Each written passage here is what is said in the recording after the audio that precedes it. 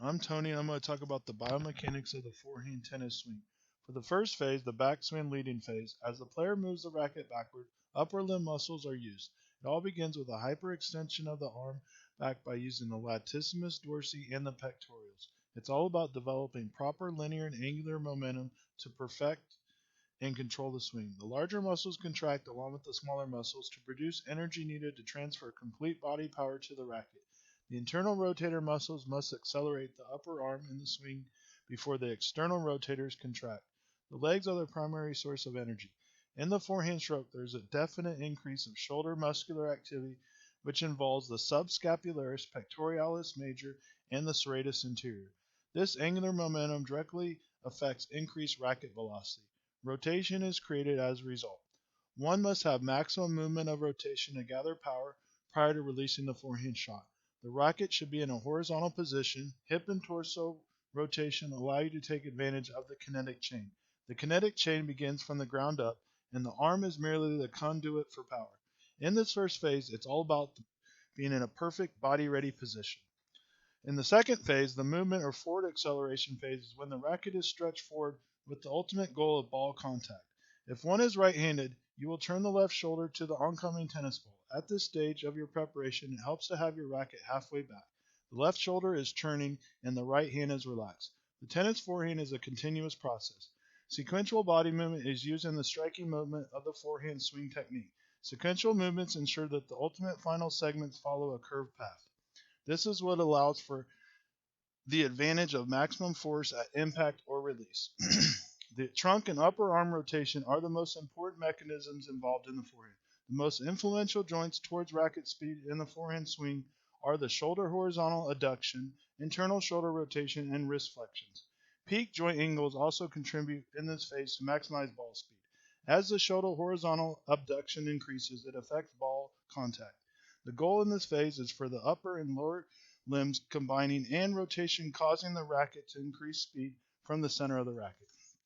For the third phase, in this stage, there should be a space between the elbow and the torso. One should not take the racket too far back. To generate power, it is advantageous to come from behind. Next, keep the racket position on the right hand side of the body. At this position, have the racket somewhat higher in order to reach the best power position. So, the position of the racket head is important in order to collect power that can be transferred from the racket to the ball. One can actually use the gravitational pull of the earth to magnify the power of the swing. As one steps forward, more simultaneous coordination of the trunk, arm, and racket will promote stroke accuracy. Grip firmness is important for increasing the speed of the ball. It is widely believed that restraining forces at the racket grip do affect ball velocity. At this point, one usually does not increase grip pressure until they move to prepare for a stroke. In tennis, the speed of the racket depends on the rotational velocities of the body segments and the corresponding instantaneous position of the racket. The need to maintain a racket free perpendicular to the court and develop vertical velocity through impact has been shown to favor the Western style grips. This grip has the bottom knuckle of the index finger placed on the bottom of the racket. For the fourth phase, in this phase, the body begins to open up. At this point, the body starts to open up. There should be a space between the racket and the body. The bottom of the racket is reaching toward the tennis ball. At this point, do not force it. You want your racket to swing smoothly.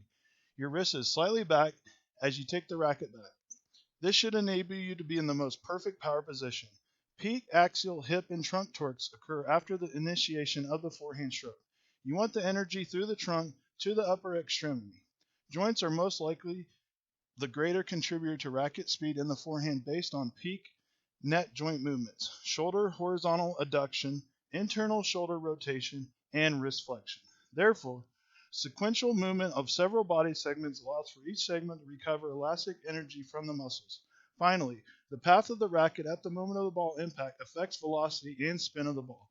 Begin the stroke at a moderate angle to the horizontal, which changes in racket motion as it approaches the ball. So the height of the impact, speed of the ball, position on the court, and the player's tactical skill of the stroke all affect optimal stroke path for the forehand swing.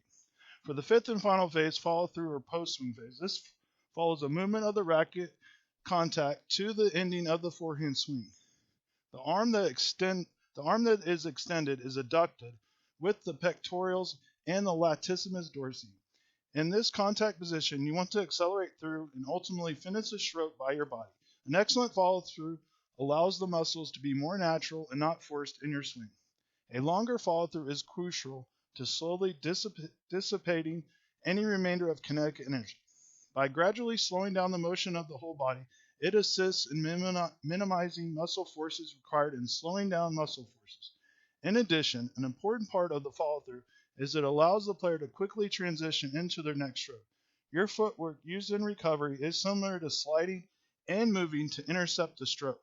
The primary biomechanical issues in the follow through include bringing the racket across the body and up over your shoulder, and turn forearm and wrist over in a smooth style for a solid forehand. In addition, effective follow through movements can ensure less injury. If movements are done more naturally, ultimately, conclusion of the forehand stroke is done with correct biomechanical motion. The more effective the movement, thus the greater power generated.